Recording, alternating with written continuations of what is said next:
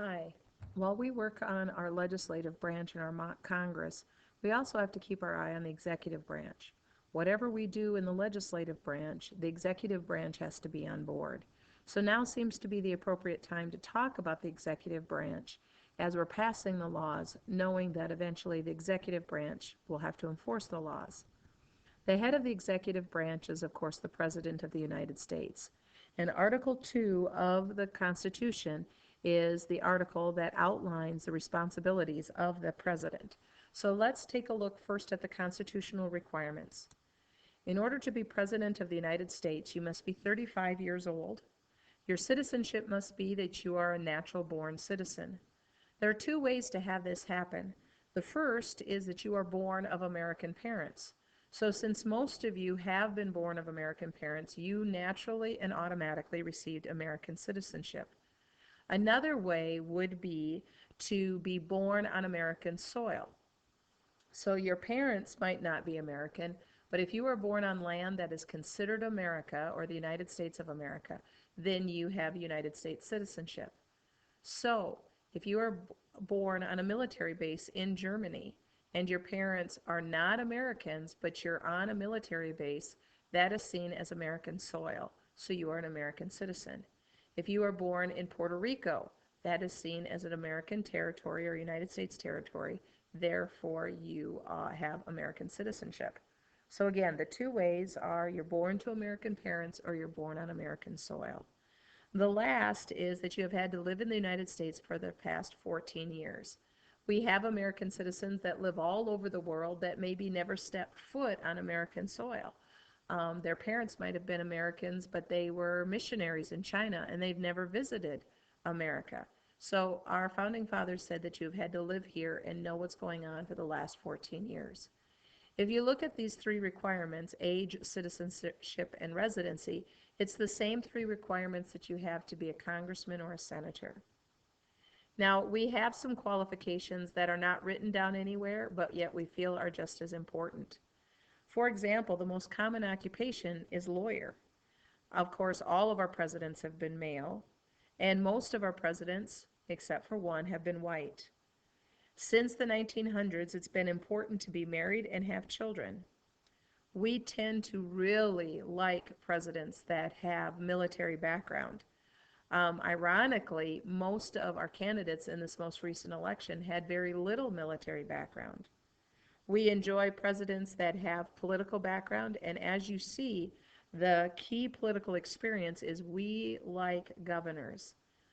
Um, we feel that a governor has a chance to kind of rule over or to administer a small version of the United States in terms of a state, and therefore we feel like maybe they're able to handle the requirements necessary to be president. As we know, we tend to look at presidents who are wealthy. In education, we believe that our presidents should be educated. Most of our presidents have bachelor's degrees, if not master's degrees, and for the most part go to Ivy League colleges. Ivy League colleges are like Harvard and Yale and Columbia. Probably what most of you do not know is that they were raised east of the Mississippi River. We have very few presidents that have been born west of the Mississippi. Ronald Reagan, who was born in Iowa, but is the most recent one, but most of them are like Ohio, New York, Virginia. We seem to like that. In terms of character, that is, such a subjective thing to look at. And especially in this last election where we really struggled to identify what was character. But we tend to look at maybe not what they've done or even what they're promising to do, but what kind of person are they? How do they treat others? And that's why, all of the scandals with both Hillary Clinton and Donald Trump kind of really shook our political process to its core because Americans tend to vote on character.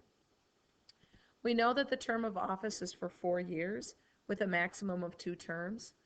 Only one president has served more than 2 terms, and that's been FDR. And after Franklin Delano Roosevelt, it was established in the 22nd Amendment that 2 terms or 8 years is enough. But it is possible to serve for more than 8 years with a maximum of 10 years. This 22nd Amendment does say that the maximum you can have is 10 years.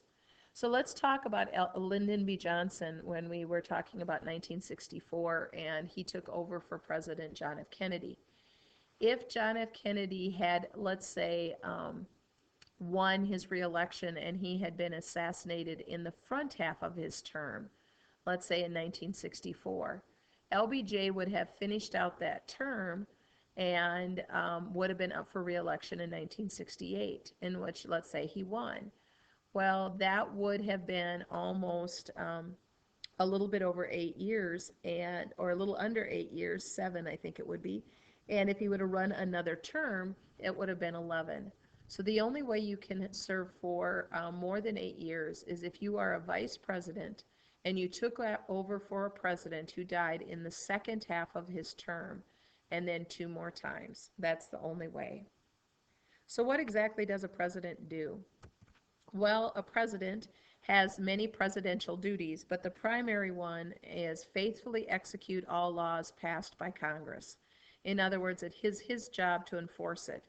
Please write down what is starred and in italics, faithfully execute all laws passed by Congress, because that's the wording that is used in the Constitution.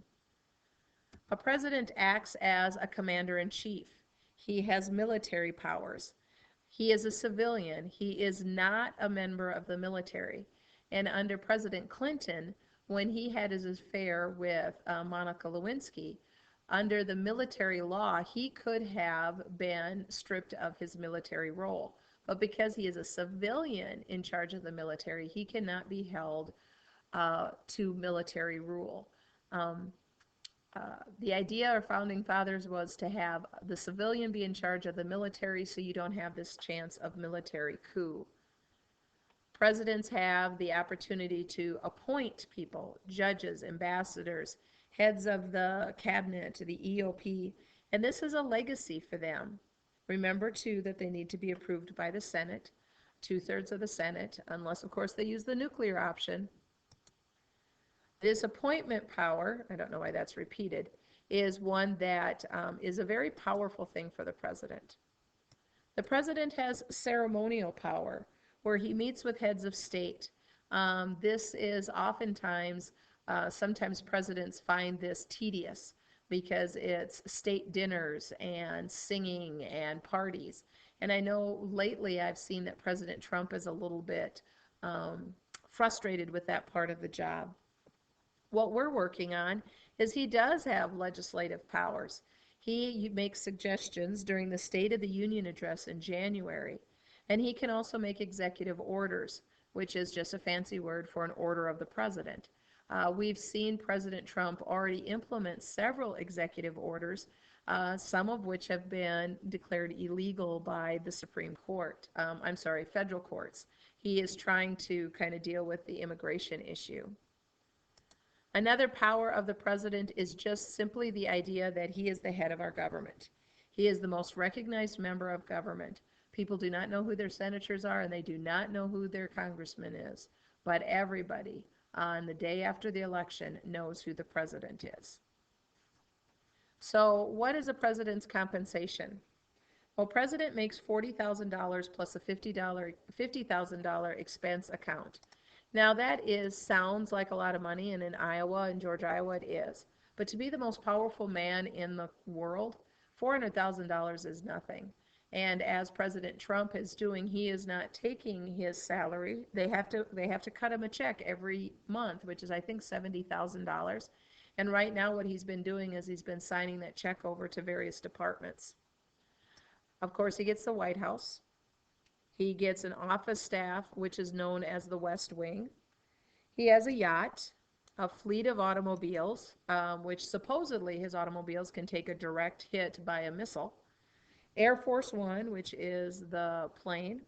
Camp David, which is a hideaway in the Catoctin Mountains.